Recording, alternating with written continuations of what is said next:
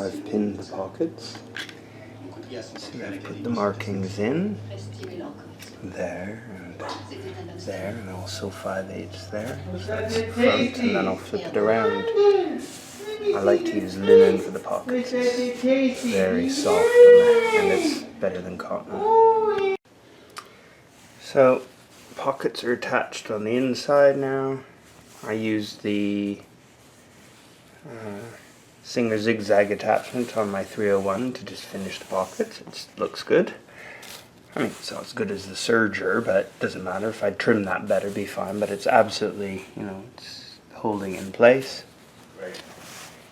And then on the front of the jeans, so I've started the fun part, which is the crotch, which is putting that together. And you can see how it's starting to look now.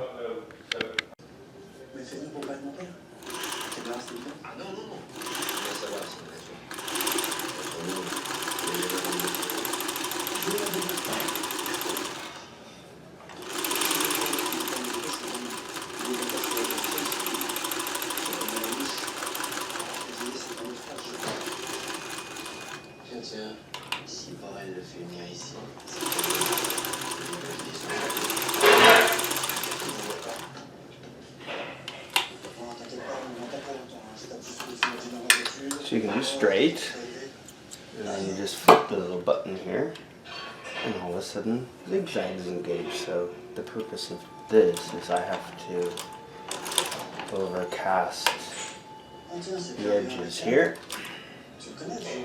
crease that a bit.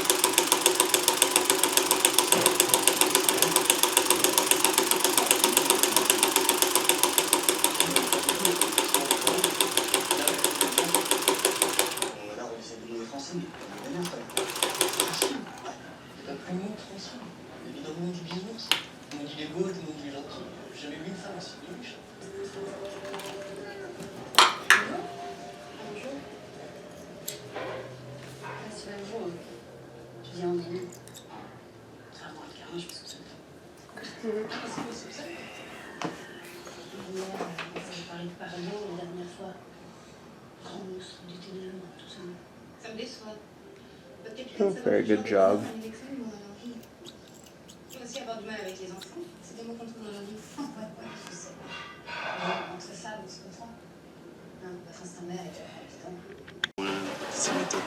So here we have the zipper pinned in the right flap. So from this side, you'll see it looks like that, and I've just pinned it in place so that we'll be in a position to sew it with a zipper foot, which is what we're about to do now.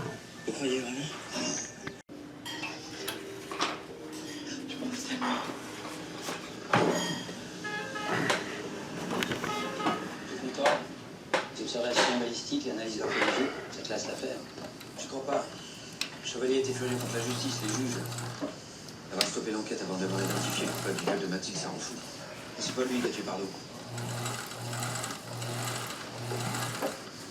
Là, ses aveux disent le contraire.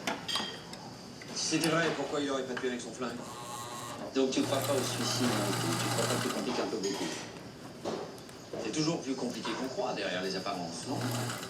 C'est pas un truc comme ça que tu cherches à me dire? Je crois que t'es pas en état d'entendre quoi que ce soit.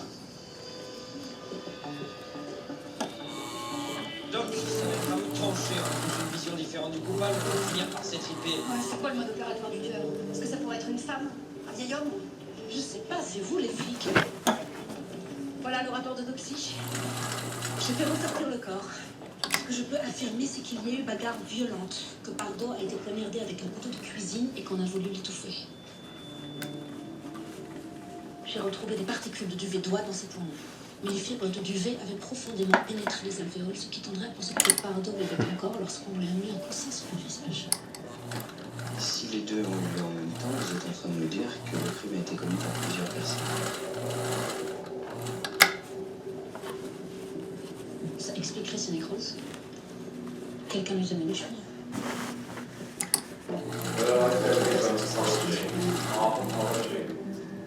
Un qui lui donnait des coups de couteau, l'autre qui lui tenait les chevilles.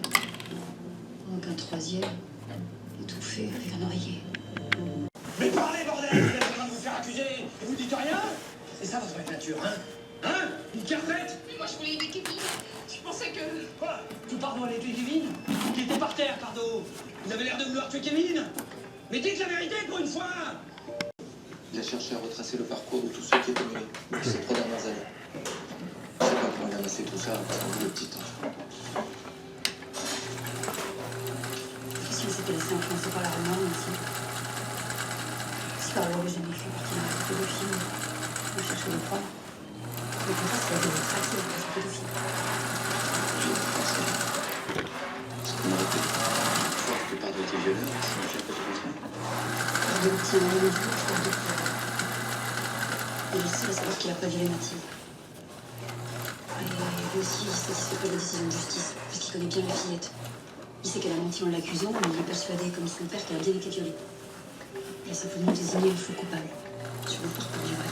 Donc le vrai coupable n'a pas été arrêté, pas de celui de la suspicion de ses amis, le police a clos l'enquête. Il la prend pour son compte. Il exhume des affaires récentes, il traque des suspects, il accumule des indices. S'il ne va pas prévenir la police, c'est qu'il n'a pas encore mis la main sur le coupable. Alors qu'il a un suspect, mais il n'a pas de preuve. C'est forcément parmi les gens qui ont côtoyé Mathilde à Cassis pendant ces dernières années.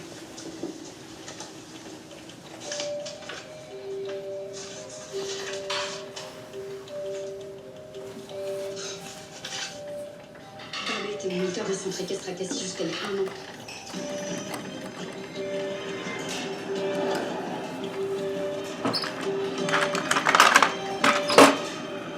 On va avoir besoin de vous et de votre fille.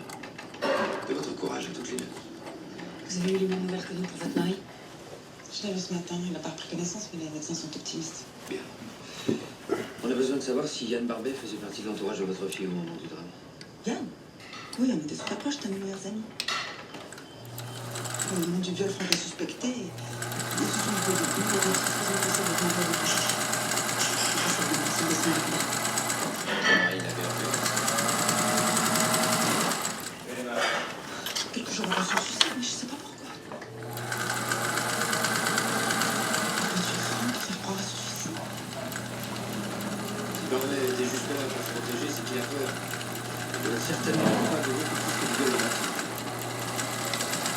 J'ai fait transférer les dossiers de Pardo et ça.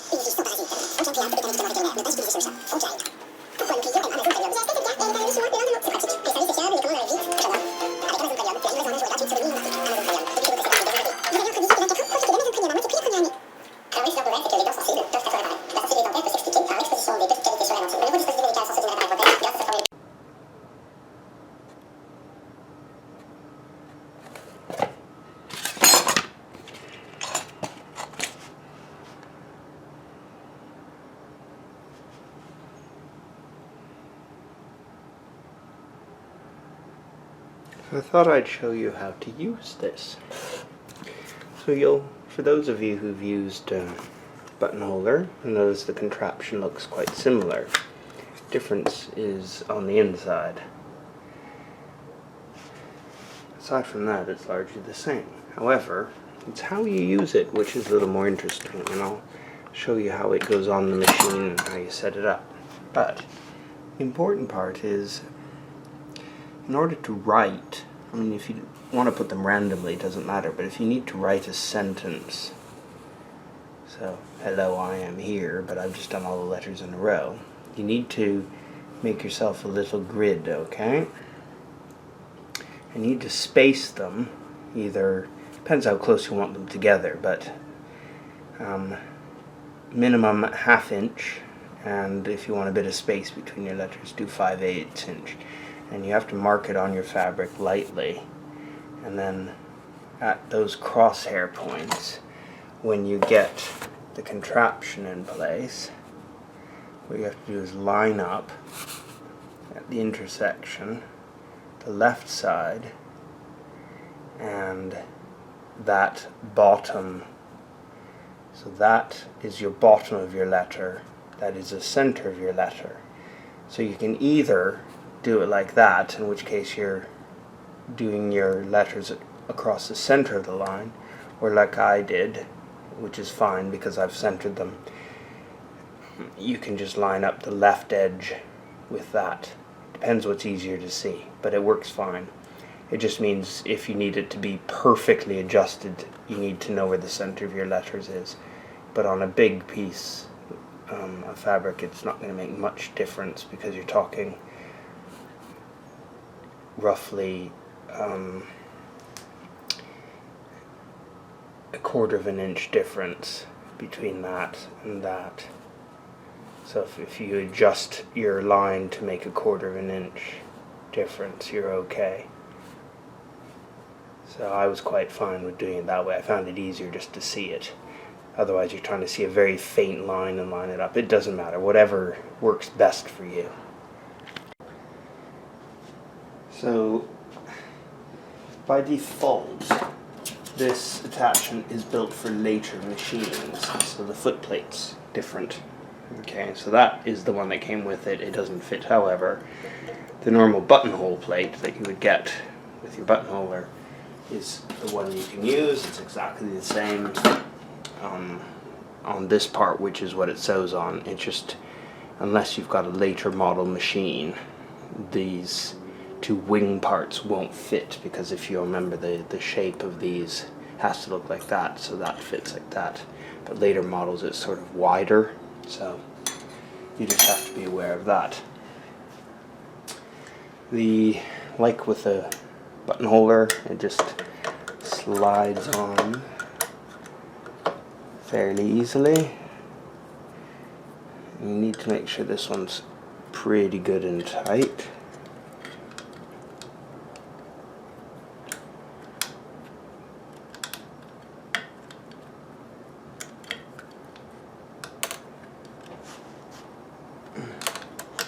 It's hard to do this standing up. I'm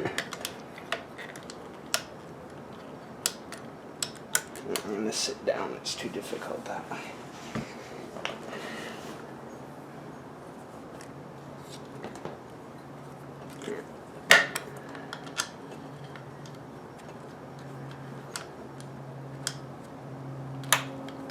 Normally I don't have any trouble, but because I'm doing the video, of course I do. There we are. Just being silly. Should have done this the first way. Right. And I've got the machine zigzag settings set on medium zigzag. So just the middle of the road, 3 out of 5. I have found that you should use stabilizer with this. So as you see, I've just used some self-adhesive spray to attach the stabilizer. And then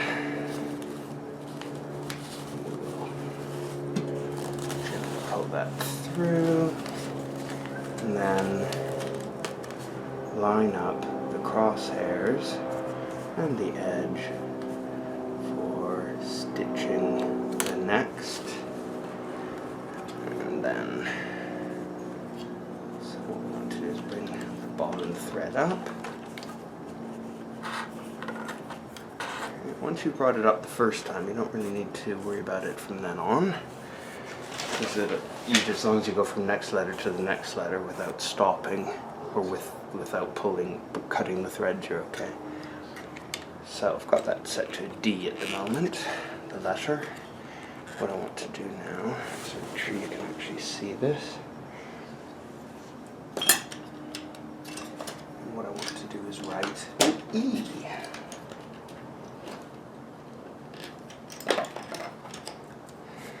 Okay, so there's the E cam, and you'll notice there's a little line here. Okay, so that all becomes important in a second. So when you put these on, you have to make sure the presser bar is up. You've got to have them released. Now there's a reason for this. It's because there are 2 things you need to worry about on this machine.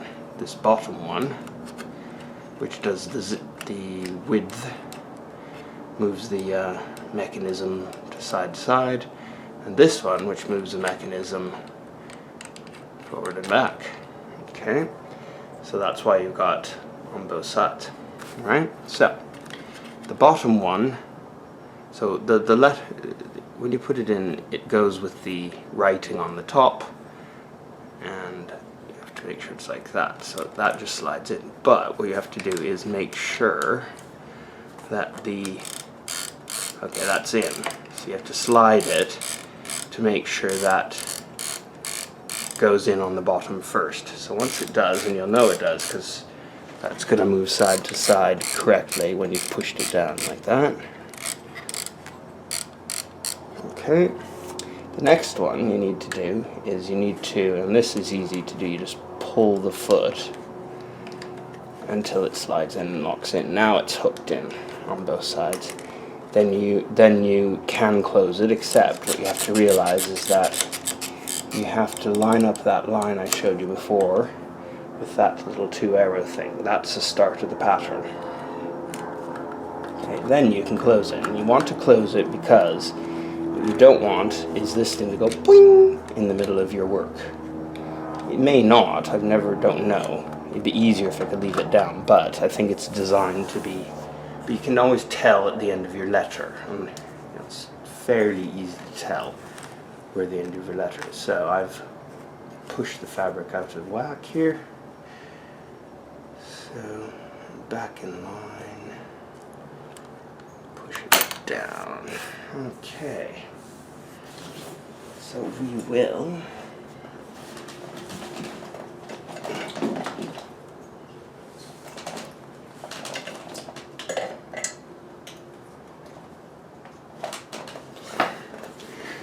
how's that light? Okay. I'm going to zoom in now so you can sort of see what happens. And I think I'll move this over a bit. Good. And so you can see I've got 2 letters before, A, D, and now I'm going for E. Okay, and I'm in the middle of this camera stand, so I shall try not to bash anything and give you a surprise vibration. Off we go. So make sure you, as usual, hold your thread tails while you put it down. Everything's in place. That's good and tight. And off we go. Oops.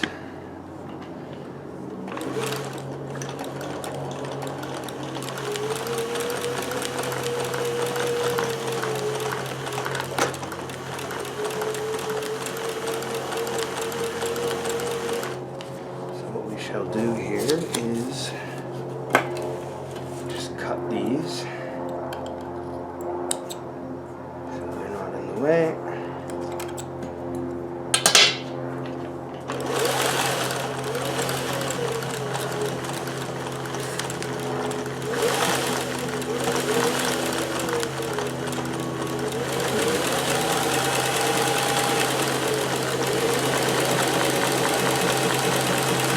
Okay, and I'd say I'm at the end of the E. And what you tend to find when it gets to the end of the letter is it just sort of has a little notch at the end. You can't always tell when it's hit the end, but if you watch, it just stops moving, so that's generally the indication. If you're not quite sure if there's a little frilly bit at the end, but that one's done now. So don't keep going, because it's easy to think, oh yeah, it hasn't moved, but sometimes they are a bit funny like that. So there's that letter. So what I'm going to do is proceed to the next letter. Okay. And then, so, making sure I line the next letter up.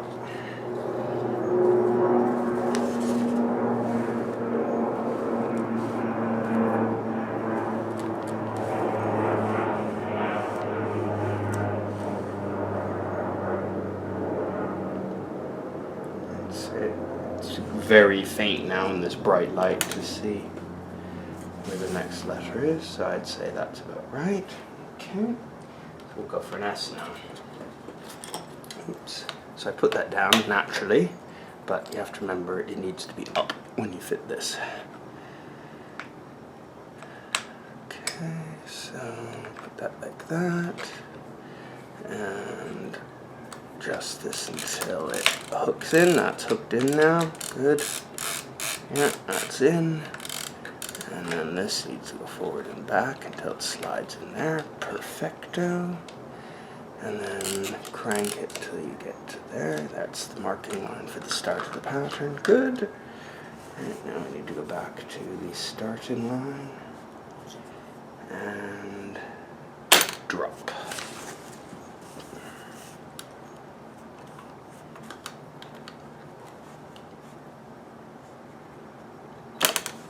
It's interesting because everyone starts in a different place, and sometimes you have to realize the shape of the letter. You're thinking, why is that starting so far over? But of course an S is, so it's starting on the far right hand side of the letter.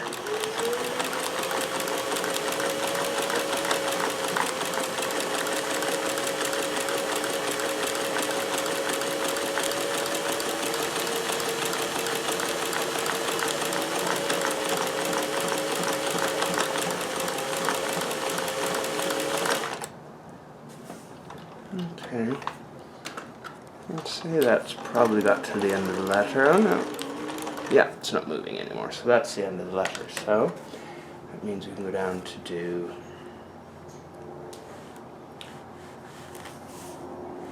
probably really need to remark this now. It's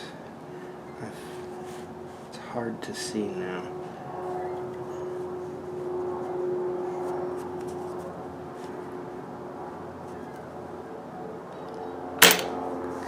Oops, I did it again, didn't I?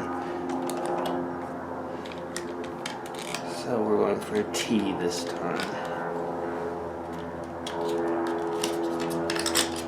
And do check your letters when you put them in. Hopefully you're wise and keep them in order, but in case you don't. Okay, so yeah, that's definitely hooked in. And then this one needs to go forward and back. That's hooked in now. Then we need to line up the pattern. Alright, and we're good to go. So, should be lined up with my markings still.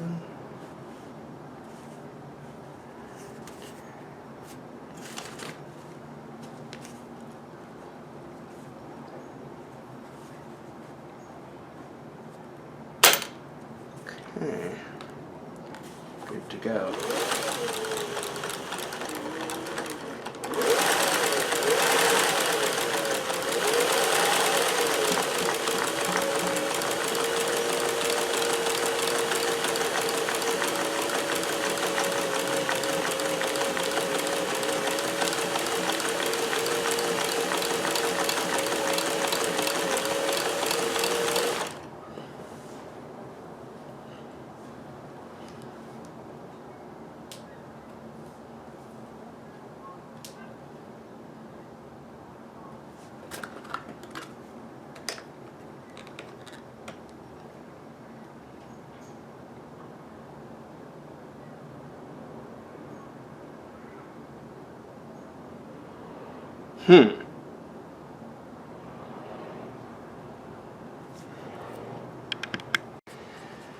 Yes, so, though it looked very much like a T, I just made an L in my word, which is not very good, so I'm going to have to unpick that.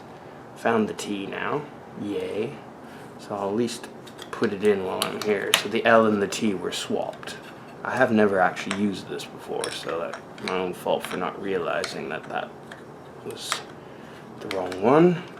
Oh well, oops. So I shall have to unpick that. That's going to be a delicious bit of fun.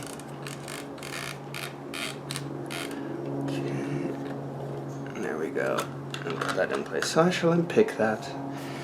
And hope you enjoy that. So it's just a meetup. We've been asking to go for months, like a year, and I've never been, so I signed up for it. So I'll go. So it's only like an hour and a half. And it's... So what I've imprinted is a Desta Fidelis. It's not bad, however, by the end I learned that the density was perhaps a bit too high. So, what I did is I adjusted that more forward. It was way at the back, and I realized it was a little too dense on some of these, so it was making a bit of a mess, but in the end, it worked. So that's lined up with the start mark. You turn that. That's where my letter's going to go, and off we go.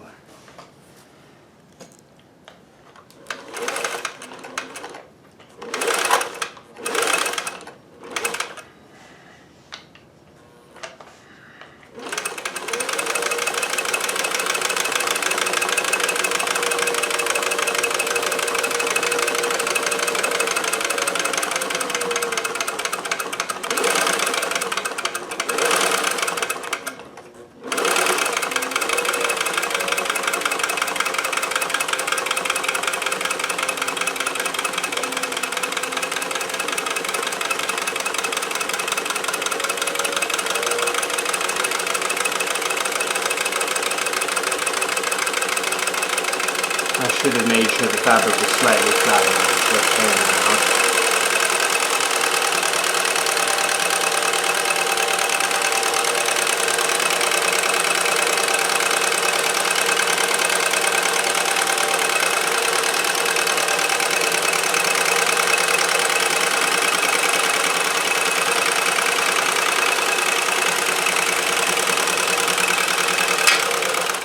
Okay, there's the end. There. Next letter, W.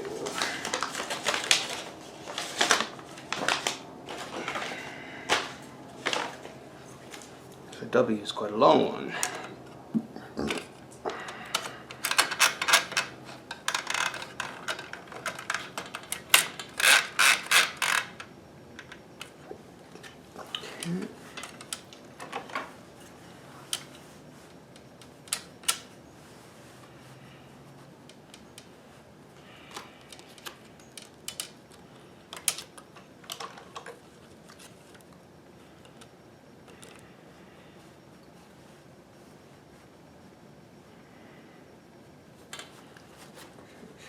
Fabric is tight. I probably should use some interfacing.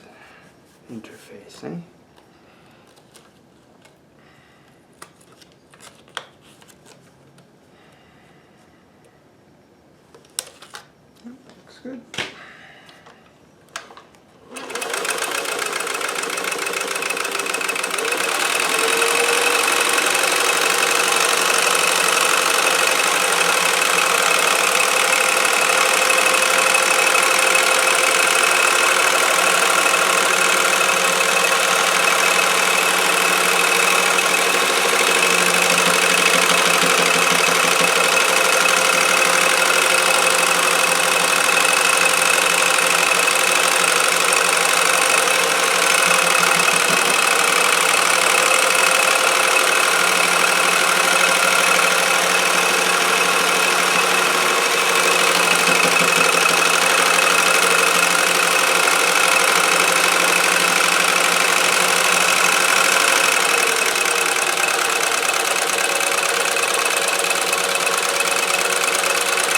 I like to slow down before coming to the end so I don't suddenly just sew tons of time in one space, because otherwise you could just do that. So it's only me slowing down, not the machine that slows it down.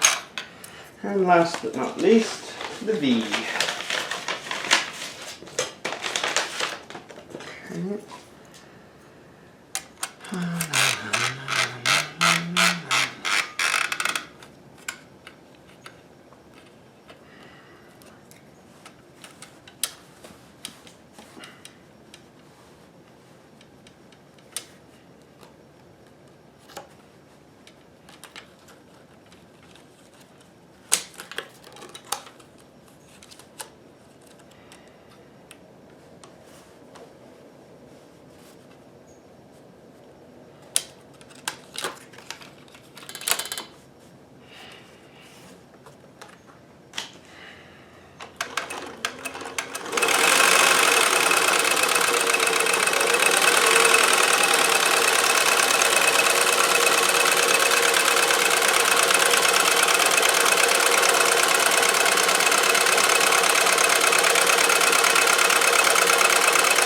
Now, one thing I do like more about the vertical needle rather than the slant needle is that whole square sits on the bed with the vertical needle, whereas the pressure is only where it's sewing on the slant needle. Pros and cons for each, but what it means is the fabric can shift a bit, so the stabilizer, of course, is better. So that's the end of that. And there are the results, BWV. Hopefully you can see the BWV. I'll show you. You do a little snip here.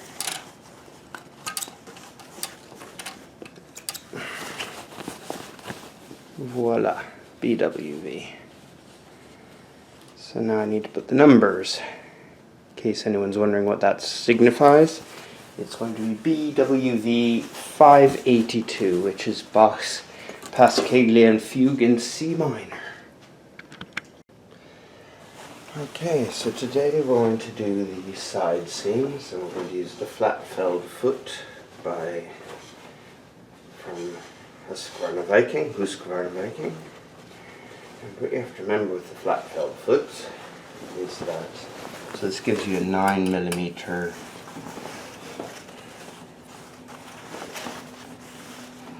flat felled, but you have to remember the odd part is you have to do wrong sides together when you start. So now the foot's good, so I need to do a bit of trimming before I begin. So I shall do that and then return. So what's important about this foot is, when you start, the right side of the fabric has to be lined up with that, and the fabric you're attaching it to has to be lined up with that edge. So that's the gap that you need to understand. But when you first start, what happens is you set that up, you fold it over like that. Now immediately I'm going to have a seam to sew over, so I will just sew over that without rolling it. But normally we would just immediately sew a few seams and then let the foot do the work. But because of that seam being there, I'm going to do it a little longer.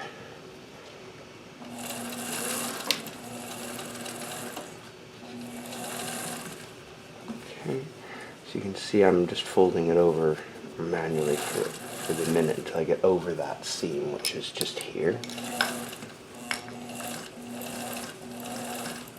And once I'm over it, then the foot will do the work. So what you do is you just keep it lined up, and then the foot will do the work. So let me zoom back out.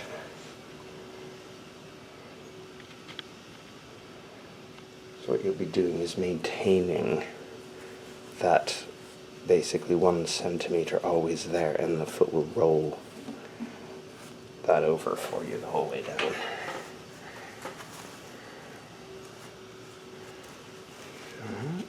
Off we go, and what you'll see is the edge of the top, which is being folded over, actually lines up with the edge of the foot.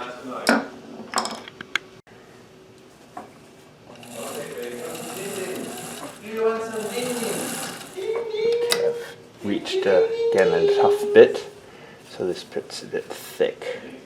It does get really easy as soon as you get over any of these exciting bits. I've hit the edge of the pocket, so we'll just lift the foot up to avoid that problem. I forgot about that. It's early in the morning, so I was asleep, so you just release it from under the foot.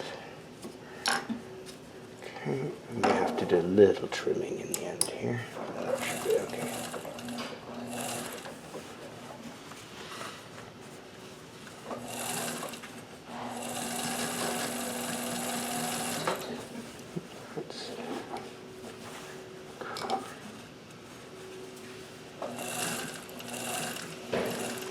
Go over the pocket now, so now should just go very smoothly. It'll be the right size.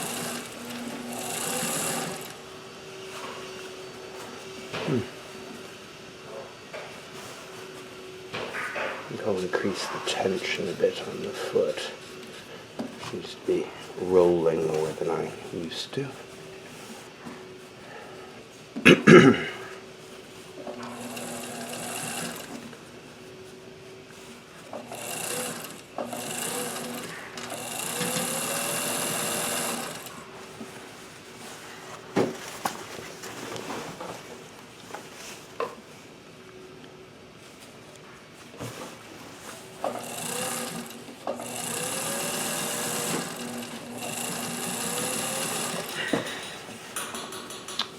Yes, we're not having a good day doing this.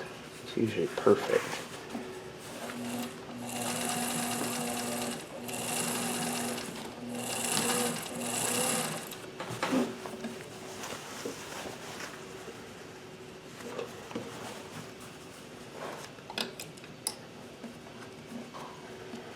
You can see having a tidy edge would be a very good idea.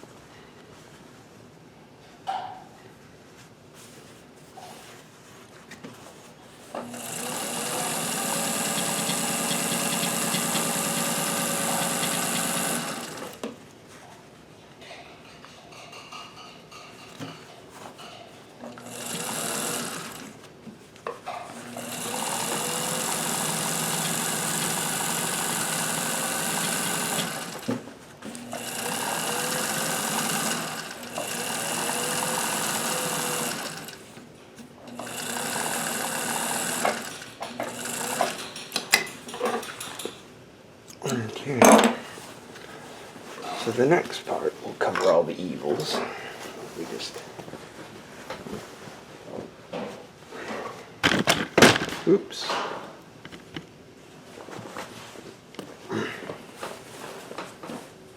Now we've got a few thick seams to sew over here, so what we will do is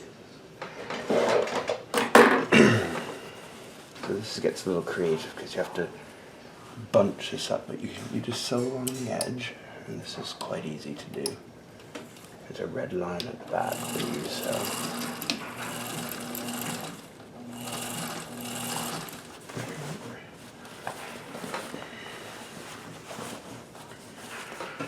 What you have to do is make sure everything is out of the way when you're doing this.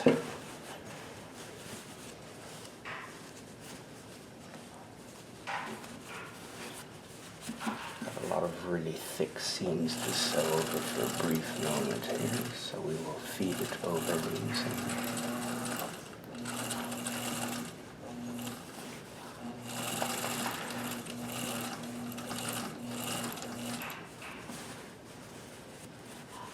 Make sure you pull it apart, that's really important.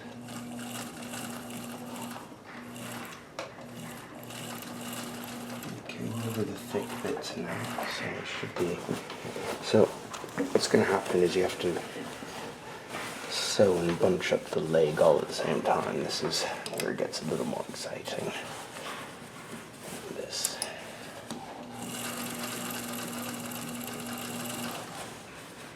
The foot does all the work, which is good. Oops, as long as you don't pull it astray.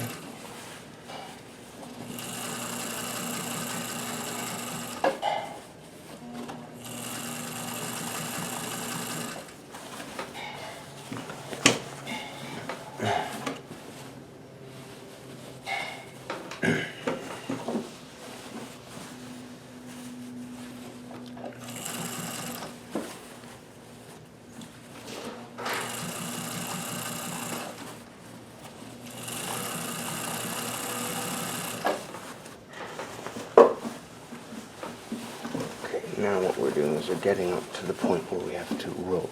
We're sewing inside the pant leg here now.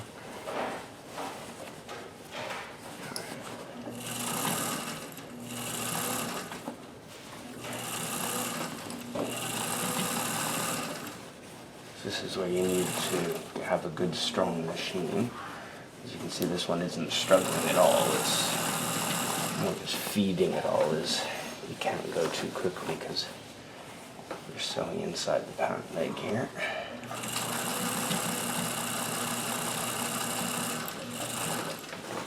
It starts to get quite exciting now. So you're literally sewing in the hole. So it's hard to believe that jeans have been manufactured this way for a long time, huh?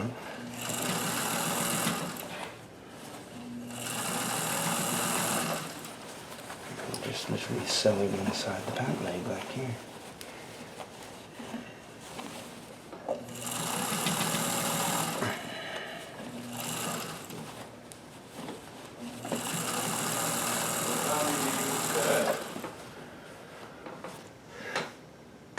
Probably around 10:30-ish.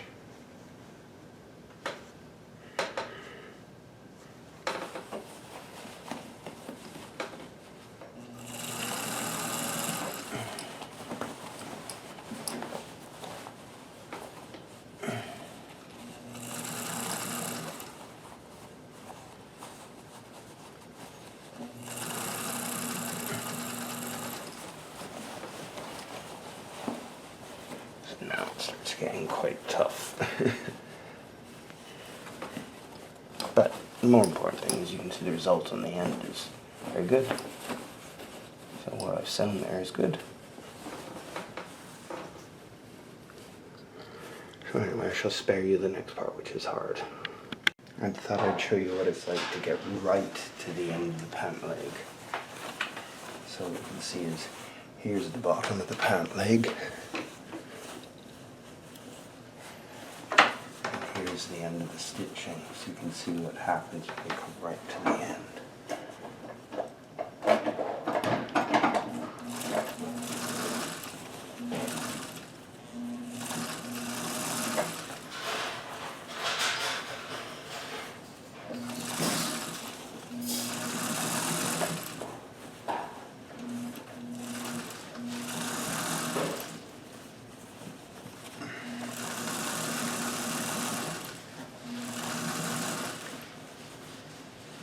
End.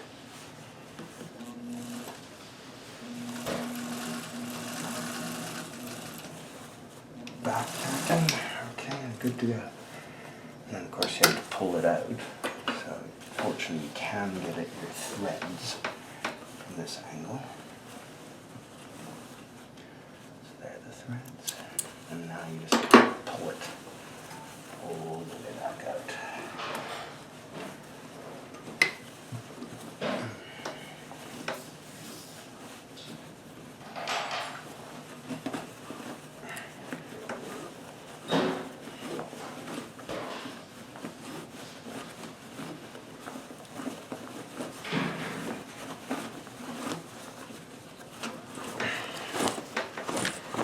Magic.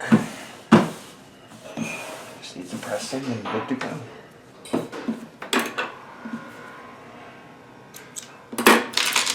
Oops. Okay, so I'm at the end of the journey. I'm about to put the buttonhole. So there are my jeans buttons, the shank type, and there is my test buttonhole. So you can see that it fits through perfectly.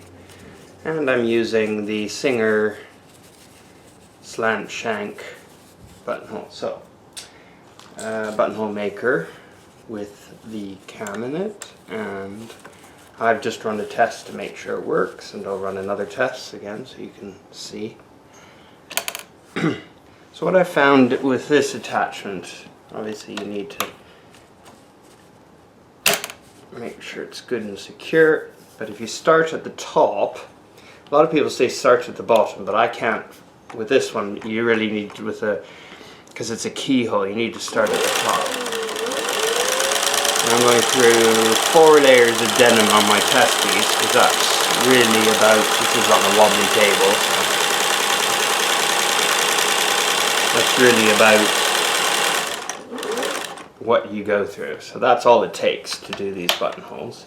It's very fast, and voila, that's how it looks before you snip it. So obviously you want to make sure the threads are a little neater, but it's on the final version, but that's for the test. So, I'm ready now to do the, actually just let me check.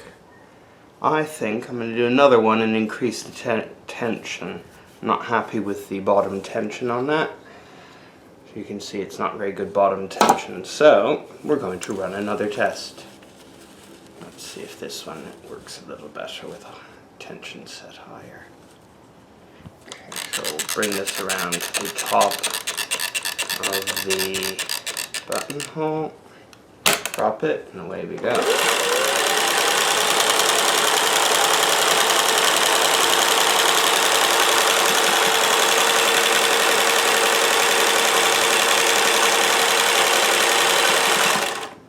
Okay.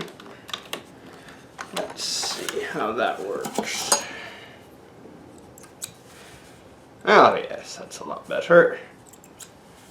You can see it's not furry anymore, so it looks like a proper buttonhole. So that tension is now right for 8 layers of denim, so that should work. So we'll get the real article now.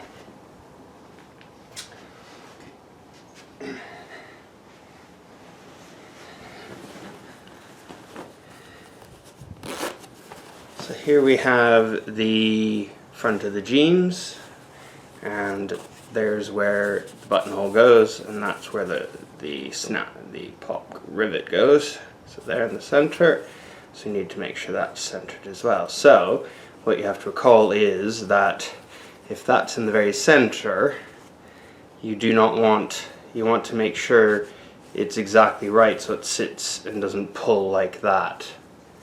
You can see it better this way. If you don't put it in the right place, what it's going to do is pull backwards because it's too far over. So you need to make sure that the actual button and the end of the buttonhole land in the middle. So it really needs to go about the middle of that. So we'll wind back to the beginning of the button. The very end. So this is the end of that, which needs to line up, and I'm just going to, for good measure, because it's hard to see under there, just put a little, that's where I want the top of the keyhole to be. You see it's quite a tight squeeze on this particular machine. There are so many layers in there, and that's why you can't usually use the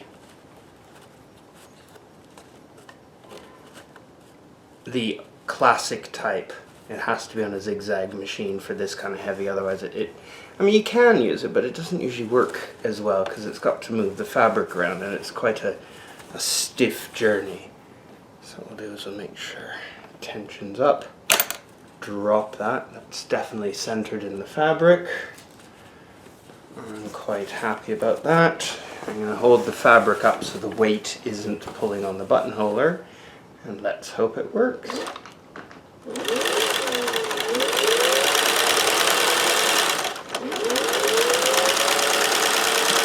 It's getting stuck. No, it's not too good.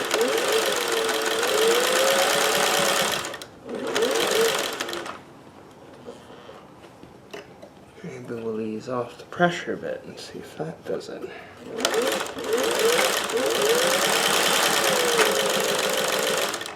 No. Great, that caused a bit of a problem. I've never had that quite so exciting before. So what we can do is go around and go to where we got stuck.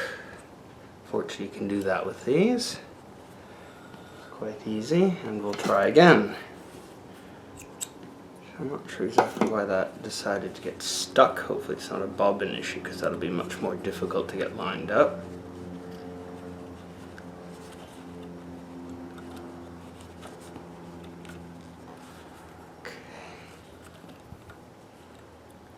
Thread the needle. That's one thing I don't like about the slant shank machines. There's not a lot of room under the bobbin or under the needle. Especially when you have to use the raised device, so something thick like this. That's generally the only time I really get a little frustrated with this machine. Okay. So we are moving again.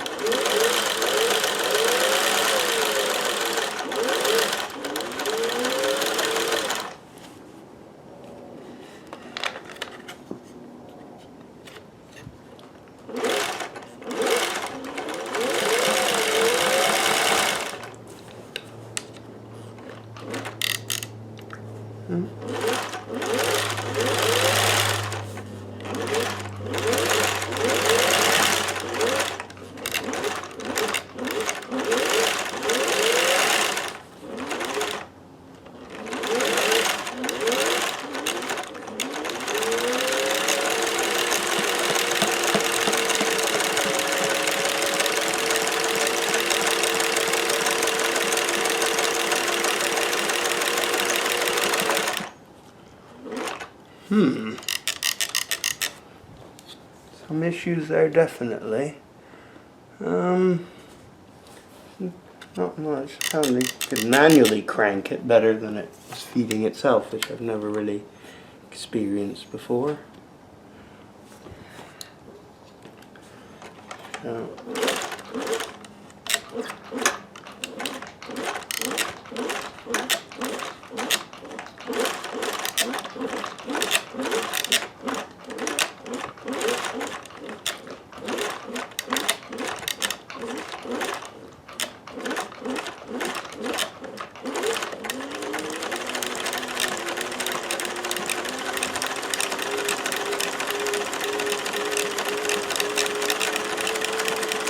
Okay, so that will not be my best ever buttonhole, I'm afraid, but it'll do the job. If you're interested, if I ordered these online, just jean buttons, rivet style, and that's how they come. So the rivet part is in here, and this just and you just whack it in, just in a very awkward sort of package here. So you take one end of this and one end of the other, and whack them together in the right spot. And that's all you do. You take these two parts, put them together, and voila, magic. So I got them online.